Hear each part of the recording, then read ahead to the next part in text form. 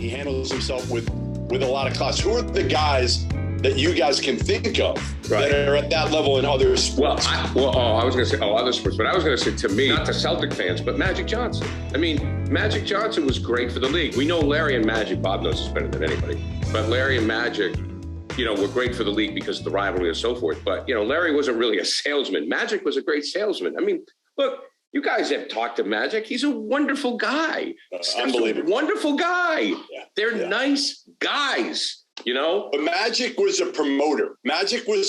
Steph Curry is not. Well, wait a minute. Hold the phone. You just heard Bob say what he's got the hat and the sneakers with the number on it. I mean, this was a little bit different. I think he bought into this a little bit more than we thought he would. Well, who does it now? I mean, for God's sakes, Brady. The other day, Brady released that he has a clothing line coming out called Brady. Oh, Brady. I mean, they all do it. Brady's he's on a totally other level. He's taking it to an extreme. Yeah. I'll give you an answer to your question, Jeff. Yeah. And you mentioned his name, and trust me, I watched this evolution from the embryonic stages. Larry changed for the better. The first time I met Larry Bird was an arranged interview for a story in Us magazine in the summer of 1979. And at his insistence, the interview was at Bob Wolf's house. He was not going to, and he laid down the ground rules that he will do his. I'm picking words. I'm paraphrasing. He will do his due diligence. He will do what is required for him to meet with the media at the times when you're supposed to meet with the media. But I don't want anybody coming to my house. I don't want this. I don't want that. He's made it clear there are going to be real strict boundaries. Okay. 9 years later, 1988, I wrote a cover story for the Boston Globe Sunday magazine called The Blossoming of Larry Bird.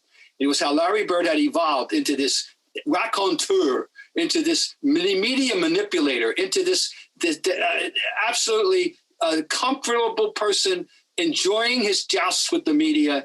You remember probably, Gary, the press conferences at the finals in 87, 88, Larry was holding court. This was unimaginable in 1979.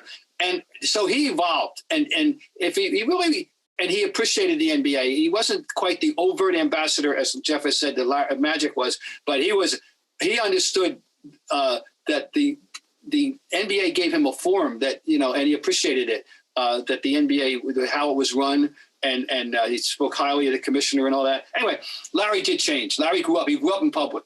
And, I used to kid him. I said, Larry Bird was always intelligent, but I said he successfully evaded the American educational system. And if you went to French Lick, as I did, and understood and got to understand the culture that he grew up in southwestern Indiana, in that county, Orange County, you'd understand that if it weren't for basketball and what it brought for him and did for him to give him exposure to the world, he'd just be another guy hanging around, pumping gas, hunting and fishing and living his entire life and never going more than 50 miles from home. Yeah, working on what Larry didn't do, Bob, was play in the age of social media. And Jeter, all those guys that I think, again, stayed about as humble as they could.